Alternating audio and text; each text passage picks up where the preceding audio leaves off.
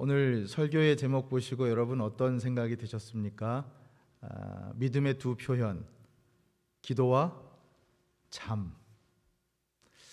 기도와 잠.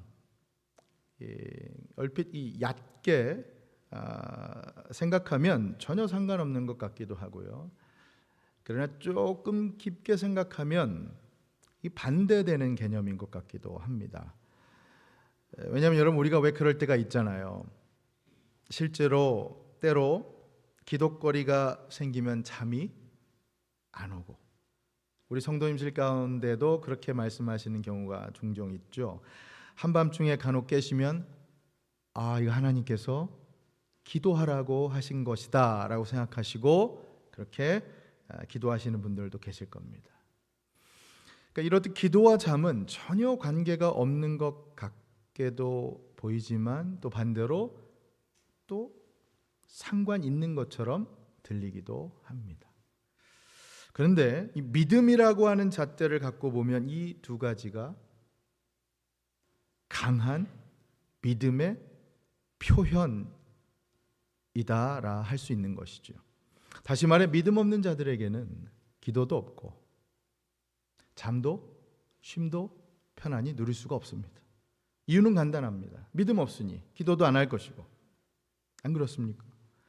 하지만 반대로 믿음 있는 자들에게는 기도나 잠이나 더할 나위 없는 믿음의 증거가 될 수 있다는 것이죠. 왜냐하면 믿으니까. 그러니까 기도하죠. 그러니 걱정, 염려, 근심 다 맡겨버리니까 하나님 주시는 잠도 쉼도 평안도 누릴 수 있다라고 하는 것이죠. 여러분 요즘 잘 주무세요? 몇 분 안 계시네요. 아니 도대체 어떻게 그런 상황에서도 너는 잠이 와? 우리 간혹 그런 분들 볼 수 있잖아요. 근데 그럴 수 있는 이유가 뭐죠? 맞습니다. 하나님 한 분, 그분만 든든히 의지하니까. 그러니까 가능하죠. 그런 분들에게는 평안만 가득합니다. 잠도 주무실 수가 있죠. 물론 병적으로 잠을 잘 못 이루시는, 다시 말해 불면증을 앓으시는 분들에게는 이 말씀이 곧바로 적용될 수 없을 수도 있습니다. 잠 못 자는 걸 무조건 믿음 없다고 얘기할 수 없다는 거죠. 제가 실제로 이전 교회를 섬길 때 정말 오랜 세월, 하루 이틀이 아니라 한 달, 두 달이 아니라 오랜 연수 동안 불면증에 시달려서 고생하신 성도님 신방 간 적이 있어요. 너무너무 고통스러웠어요. 잠을 진짜 못 자요. 백약이 무효예요. 아무 약도 안 들어요. 얼마나 고통스러워하는지 몰라요. 하지만 여러분, 이런 병적인 증상이 아니라 믿음의 관점에서 우리가 해석을 하자는 말씀이에요. 왜냐하면 오늘 본문 속 베드로가 그랬거든요. 정말 도저히 잠을 잘 수 없는 상황에서 이제 내일이면 형장에 이슬 놓고 사라져갈 그 절제절명의 위기의 순간에서 태연하게 잠을 잡니다. 얼마나 태평하게 잠을 잤냐면요, 여러분 오늘 본문 7절 8절 말씀을 보면 뭐라고 돼 있냐면, 호련히 주의 사자가, 천사가 나타나서 탈옥을 도와주는데 천사가 그냥 깨워도 일어나질 않아요. 그래서 성경 말씀 잘 보시면 어떻게 깨웁니까? 천사가 옆구리를 쳐서 깨웁니다. 모르겠어요, 손으로 쳤는지 발로 쳤는지는. 그냥은 안 일어나니까 쳐서 깨운 거예요. 깊은 잠에 빠졌다는 거예요, 여러분. 쉬운 말로 그러니까 숙면, 꿀잠 자고 있었다는 거예요. 이해가 되십니까, 이 상황이? 그리고 천사가 뭐라고 얘기하냐면, 신을 신고 겉옷에 띠를 띠고 지금 따라와라, 이렇게 얘기를 해요. 여러분, 이 얘기는 거꾸로 얘기하면 베드로가 지금 어떻게 잤다라고 하는 거냐면, 신발도 벗고 겉옷도 다 벗어 제끼고 진짜 마음 편하게 내 안방처럼 자고 있었다는 얘기예요. 여기가 어디입니까? 감옥이에요. 여러분, 그 장면 상상이 되세요? 그러니 여러분, 잠을 깊이 잤다는 얘기를 신앙의 언어로 치환하면, 바꾸면 마음에 평안이 가득했다는 얘기입니다. 믿음이 단단했다는 얘기입니다. 자신의 모든 것을 주님께 다 맡겨 버렸다는 뜻입니다. 믿습니까? 그렇습니다. 그러니 평안히 쉴 수 있었다는 것이죠. 우리 성도님들 중에 간혹 설교 중에 주무시는 분들이 많이 인용하는 구절이 있어요. 시편 127편. 한번 보여주실까요? 2절. 너희가 일찍이 일어나고 늦게 누우며 수고의 떡을 먹으며 헛되도다. 그러면서 그러므로 여호와께서 그의 사랑하시는 자에게는 잠을 주신다. 그렇습니다. 여호와께서 그의 사랑하는 자에게는 잠을 주십니다. 평안을 주십니다. 오늘 주제가 잠이라서 그런지 1부, 2부에 특별히 눈을 감고 더 그렇게 잠을 주무시지 하지 않고 더 눈을 번쩍 뜨면서 말씀에 기울이시는 분들이 많더라고요. 여러분, 근데 사실 오늘 이 시편 127편 2절 말씀을요, 원문에 더 맞게 번역하면 이게 어떻게 되어 있는 거냐면, 여호와께서 그의 사랑하시는 자에게는 잠을 자는 중에도 복을 주신다. 그게 더 맞는 번역입니다. 언제나 그렇게 복을 주신다는 얘기예요. 그러니 여러분, 혹시 오늘 설교 중에 눈 감고 하나님이 날 사랑하시니까 전 잡니다, 그렇게 얘기하시는 것은 안 된다 말씀드리는 거예요. 여러분, 잠이라고 하는 거, 하나님께서 우리에게 주시는 평안함의 대표적인 상징이죠. 자, 그럼 본문 속의 상황은 어떤 것이었을까? 과연 우리는 이 잠을 자는 베드로의 모습을 통해서, 그리고 그를 위해 기도하는 교회의 모습을 통해서 무엇을 배울 수 있을까요? 오늘 믿음이라는 렌즈에 장착하고 기도와 잠, 이 두 가지 안경을 끼고 말씀을 이제 들어가 보려고 합니다. 이 말씀이 우리에게 풍성한 은혜를 주시기를 사모하면서, 자, 먼저 1절 2절을 다시 한번 보십시오. 배경 말씀을, 이 당시의 상황이 어떤 것이었나 같이 한번 읽겠습니다. 시작. 그때에 헤롯 왕이 손을 들어 교회 중에서 몇 사람을 해하려 하여 요한의 형제 야고보를 칼로 죽이니. 아멘. 핍박받는 상황이었어요. 한마디로 교회는. 1절부터 이제 5절까지의 말씀을 보면 사도 야고보의 죽음과 사도 베드로의 투옥, 이 두 내용이 담겨 있습니다. 여러분, 사도 야고보가 어떤 사람입니까? 사도 요한의 형제이죠. 별명이 뭐죠? 우레의 아들. 대단한 제자였어요. 예수님의 최측근 제자였습니다. 흔히 말하는 베드로, 요한, 야고보 수제자잖아요. 빅3예요. 빅3. 그런데 이 12사도 중에 가장 먼저 누가 순교의 영광을 안게 됩니까? 사도 야고보. 여기 헤롯 왕이라고 나오는데요, 이 왕은 예수님 당시에 있었던 헤롯 왕의 손자예요. 예수님 당시의 왕은 헤롯 대제라고 하고 그의 손자 헤롯 아그리파 1세입니다. 근데 이 헤롯 왕이 지금 믿는 사람들을 핍박하는데 야고보를 잡아다가 죽였을 뿐만 아니라 이제 베드로도 잡아다 옥에 가둡니다.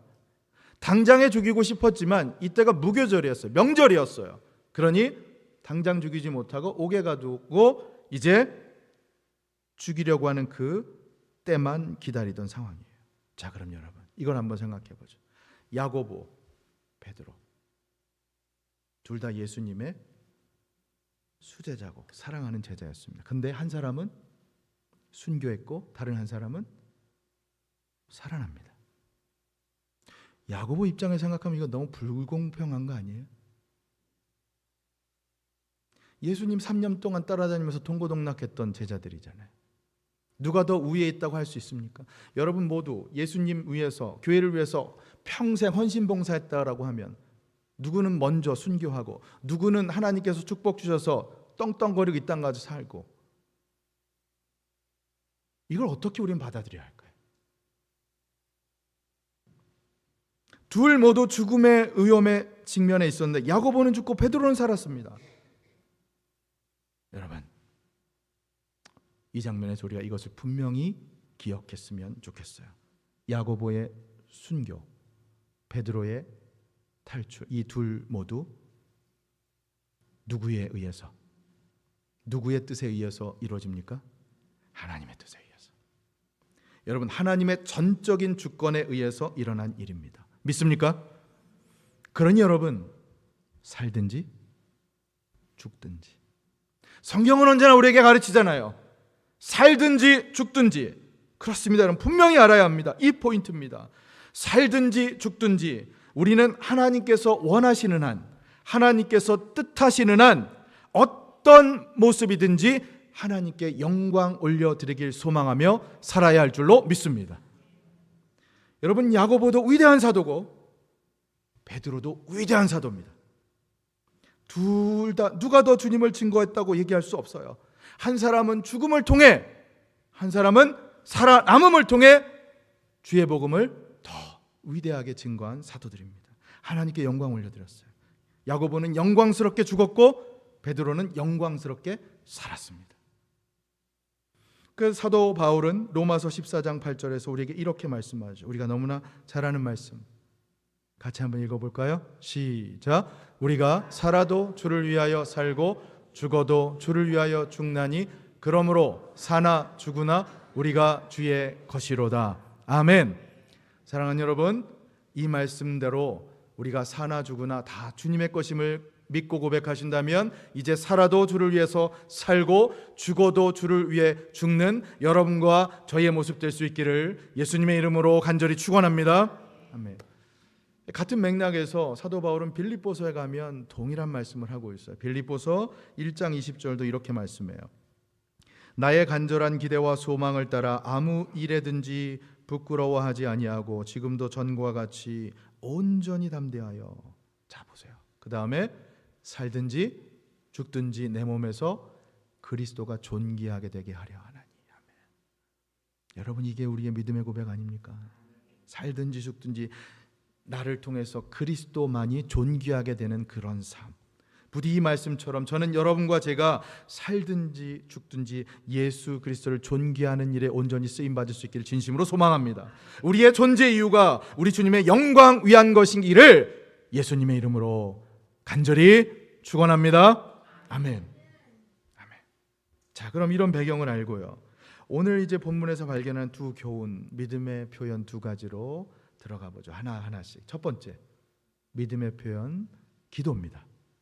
오늘 본문에는 기도라는 말이 사실 두 번 나와요. 하나는 5절, 하나는 12절. 자, 한 절 한 절씩 보겠습니다. 5절 말씀을 보면 이에 베드로는 옥에 갇혔고 교회는 그를 위하여 간절히 하나님께 기도했습니다. 베드로가 옥에 갇혔어요. 그러자 교회가 뭘 합니까?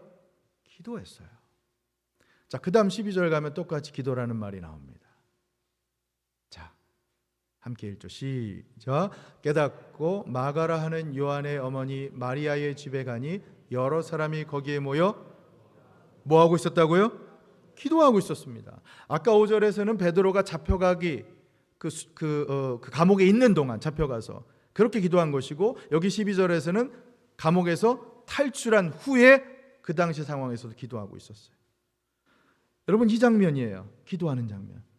요즘처럼 무리를 지어서 때를 지어서 시위를 한 것도 아니에요. 교회는 헤롯 왕궁으로 무기를 들고 쳐들어간 것도 아니에요. 하지만 교회는 자신들의 지도자 지금 베드로가 잡혀간 상황에서 비밀 무기를 꺼내들죠. 여러분 그 무기가 무엇입니까? 기도라는 무기입니다. 여러분 우리가 간혹 착각하는 게 뭐냐 하면 기도를 어떻게 생각하냐면 문제를 해결하다 내 스스로 해결하다가 그래 안 되고 안 되면 정 끝에 마지막에 최후의 해결 방법 정도로 생각하는 경우가 있죠. 아닙니다, 여러분. 기도는 언제나 늘 항상 우리가 첫 번째로 꺼내 들어야 할 영적 방편이요 무기인 줄로 믿으시길 바랍니다. 그렇습니다. 기도는 언제든지 어디서든지 믿는 자들이 첫 번째로 꺼내 들어야 할 무기예요. 아까 5절 말씀에 교회가 어떻게 기도했냐고 돼 있냐면 여러분 잘 보세요. 5절에 뭐라고 돼 있냐면 교회가 간절히 하나님께 기도하더라 돼 있어요. 이 간절이라는 말이요. 이걸 원문으로 연구를 해보면 에크테노스라는 말인데 헬라어로 끊임없이 열렬하다는 말이 이게 언제 쓰였느냐. 복음서에서 예수님께서 겟세마네 동산에서 간절히 기도하실 때 그때 똑같이 쓰였단 말입니다. 그러니 여러분 이 교회가 기도했던 이 모습은요, 그저 밤에 잠을 못 자가면서 하품하면서 아유 주여 뭐 살리든지 죽이든지 알아서 하십시오, 그런 기도가 아니었다는 거예요. 주여! 잠을 깨워가면서 간절히 기도했다는 거예요, 여러분. 여러분, 이 교회의 기도는 천국의 문으로 돌진하는 절박한 기도였어요. 온 마음을 다해서 강렬한 바람을 가지고 소원을 가지고 기도했던 거예요. 간절하게. 여러분 살면서 이런 기도 해보신 적 있으시죠? 특별히 사랑하는 가족을 위해서. 주여, 우리 부모님 고쳐주세요. 주여, 우리 아들, 딸 지켜주세요. 그러면 이 상황을 이해하실 거예요. 간절히 그렇게 기도했다는 거예요, 교회가요. 온 마음을 다해서. 그런 여러분, 이것이야말로 강력한 믿음의 표현이요, 믿음의 증거 아닙니까? 사랑하는 여러분, 기도는 믿음의 표현입니다.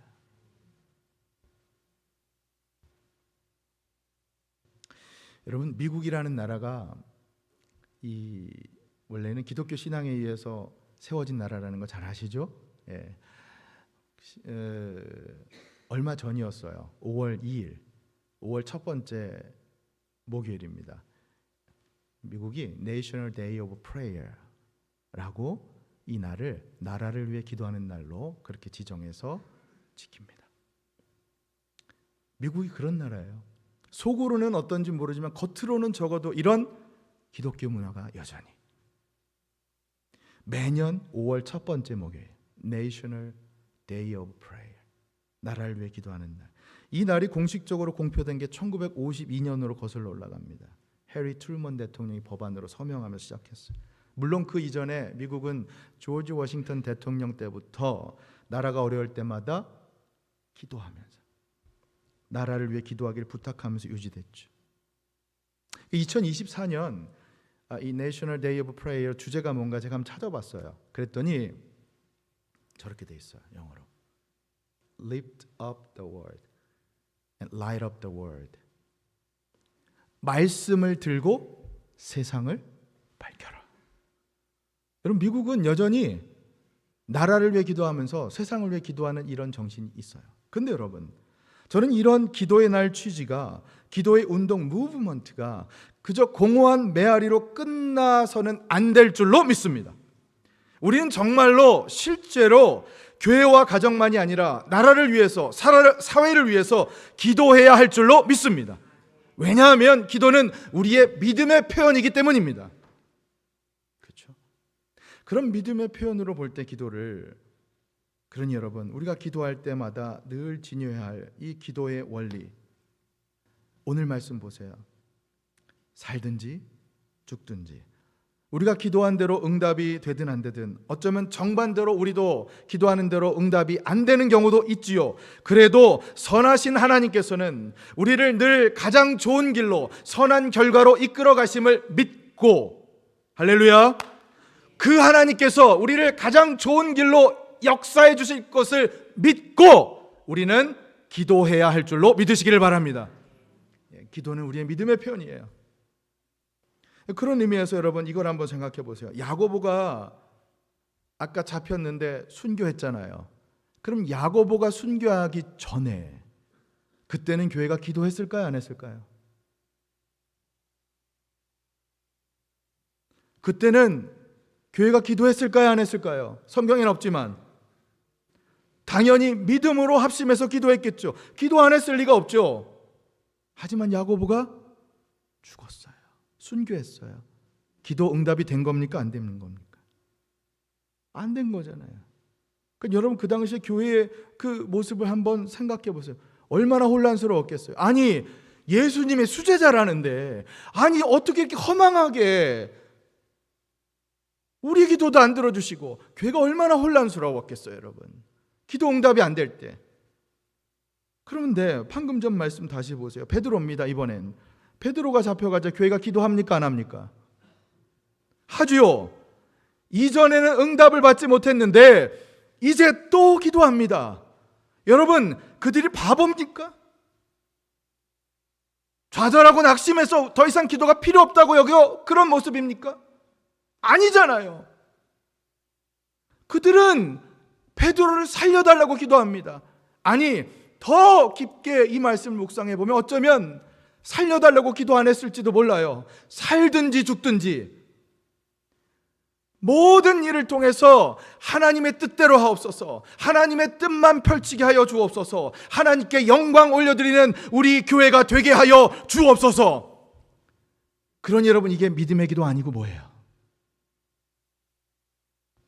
여러분, 이겁니다. 여러분과 나누고 싶은 포인트, 중요한 것은 그들은 기도를 멈추지 않았다는 거예요. 기도 쉬는 것을 거부했다는 겁니다.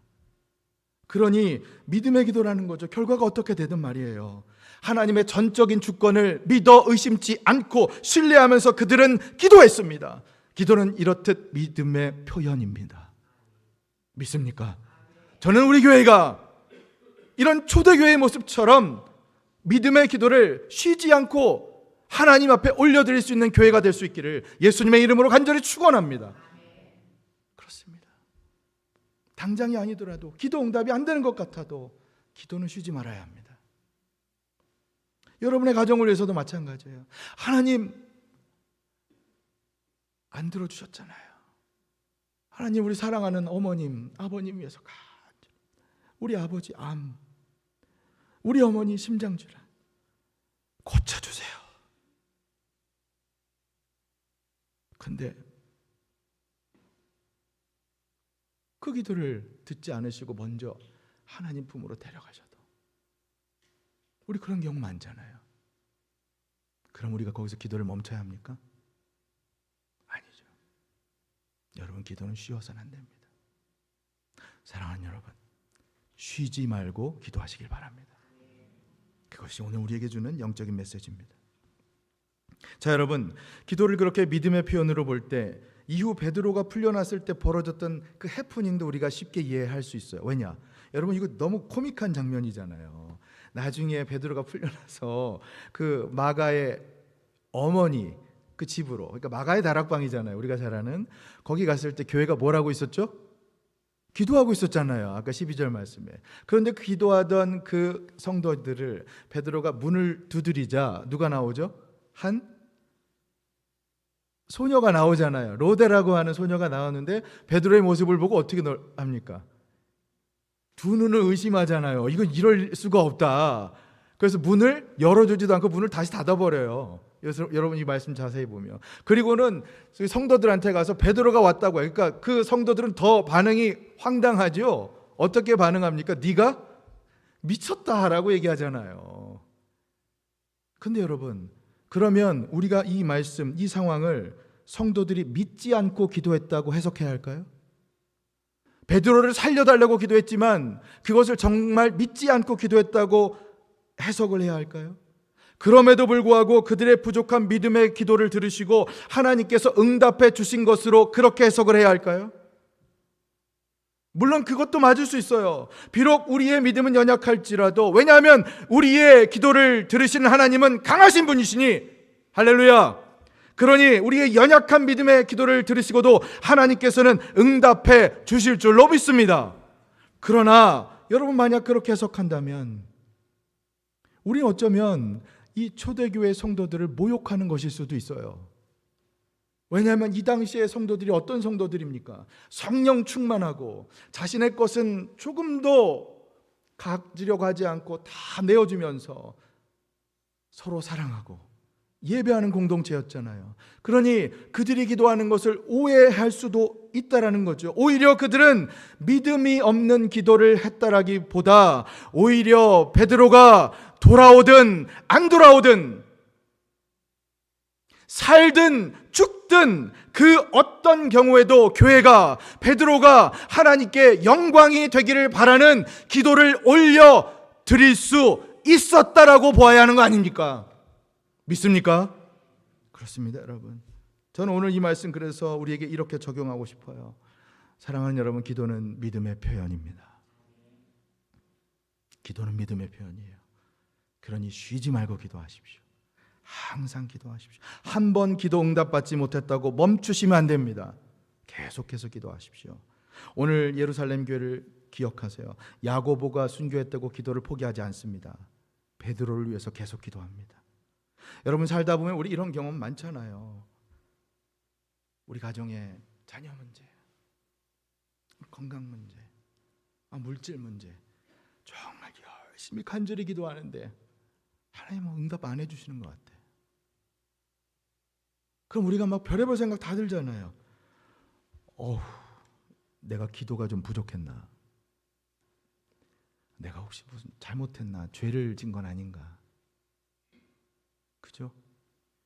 금식하며 기도했어야 하나? 남의 기도는 내 기도는 왜 안 들어주시? 뭐가 이상한데? 아니요, 여러분, 잊지 마십시오. 오늘 본문을 보세요.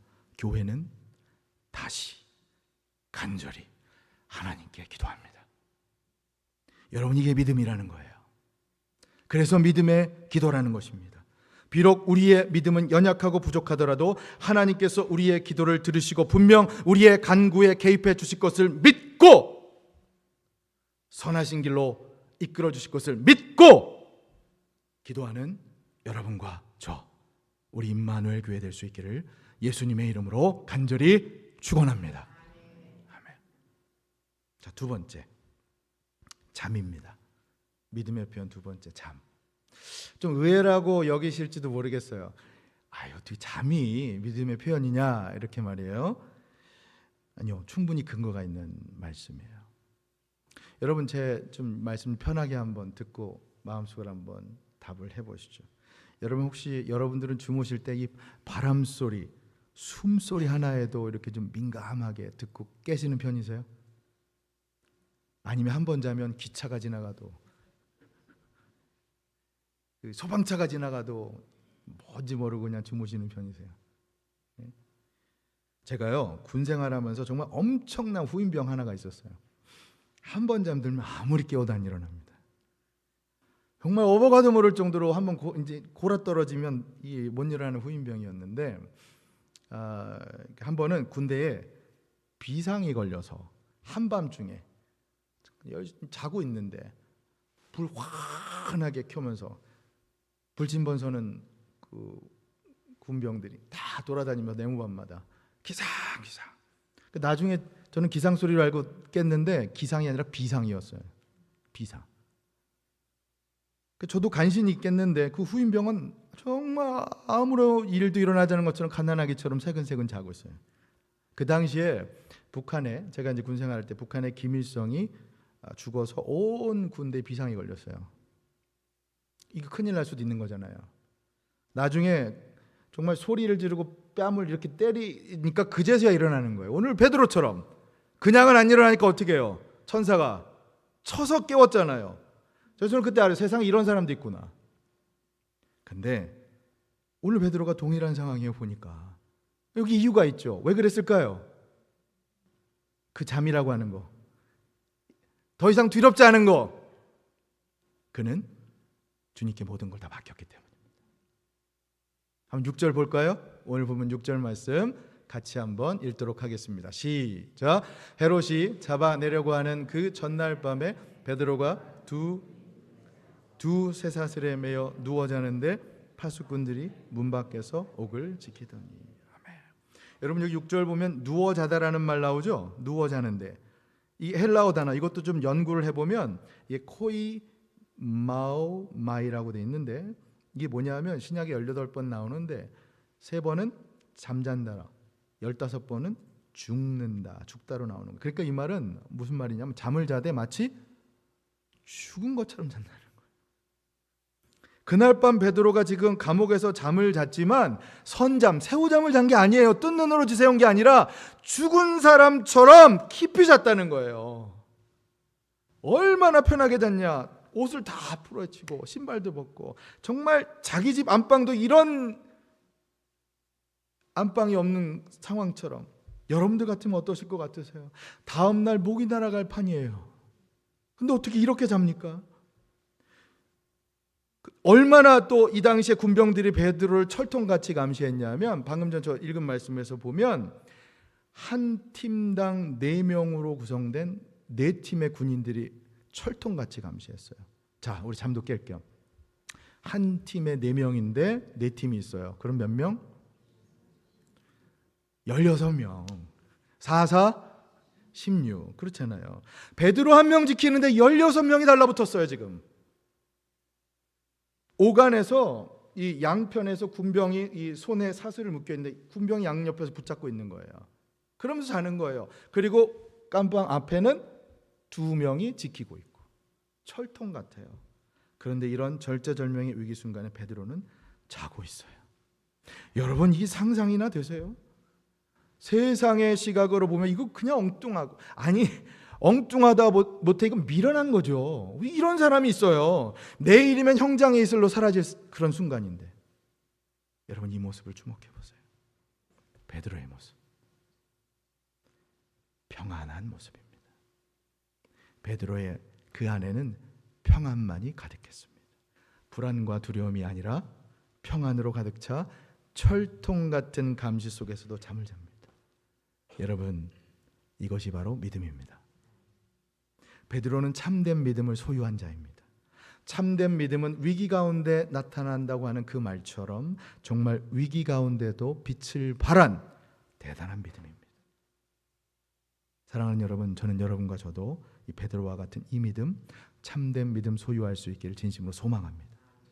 여러분, 그걸 한번 생각해 봤어요. 제가 묵상하면서 베드로는 정말 이때 평안히 잘 수 있었다고 하는데, 하나님께서 자신을 구해줄 것을 알고 믿고 잤을까요?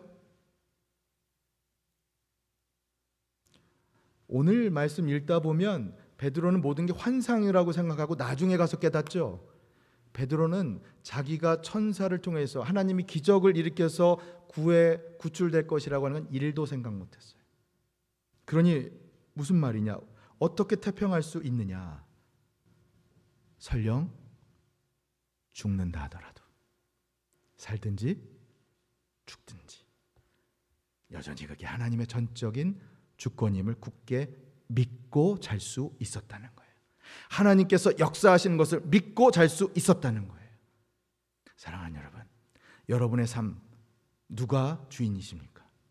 누가 여러분 삶을 이끌고 계십니까? 여러분 삶의 주인, 주권자가 하나님이심을 믿는다면, 굳게 믿으신다면 이제 그분께 다 맡겨드리고 그분께서 주시는 평안과 힘으로 살아가실 수 있기를 진심으로 축복합니다. 오늘 말씀 가운데 우리가 배울 수 있는 게 바로 이거죠.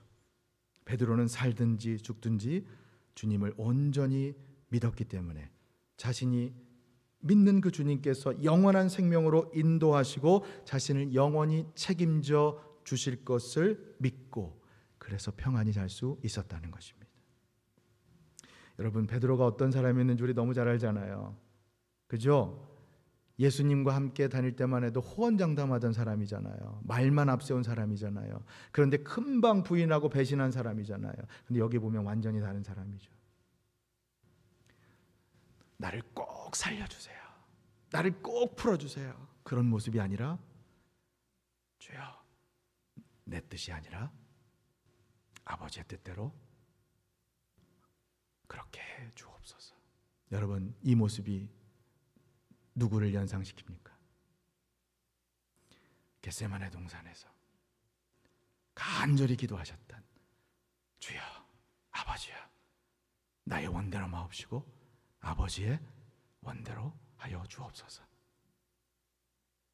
그 풍랑 속에서도, 거친 파도 몰아치는 그 풍랑 속에서도 12제자는 무서워 두려워 떨면서 어찌할 바를 몰라 하던 그 배 안에서도 유일하게 단잠 주무실 수 있었던 바로 그 예수님처럼 오늘 베드로는 예수님을 연상시키지 않습니까? 어떻게 이런 일이 가능할까요? 사랑하는 여러분, 우리의 모든 것 다 하나님께서 하신다라는 것을 믿고 신뢰하는 자들에게 이런 평안과 쉼을 허락해 주시는 줄로 믿으시길 바랍니다. 이 베드로가요, 이때의 경험이 얼마나 강렬했든지 나중에 살아나서 베드로가 자신도 서신서를 쓰잖아요. 베드로 전 후서.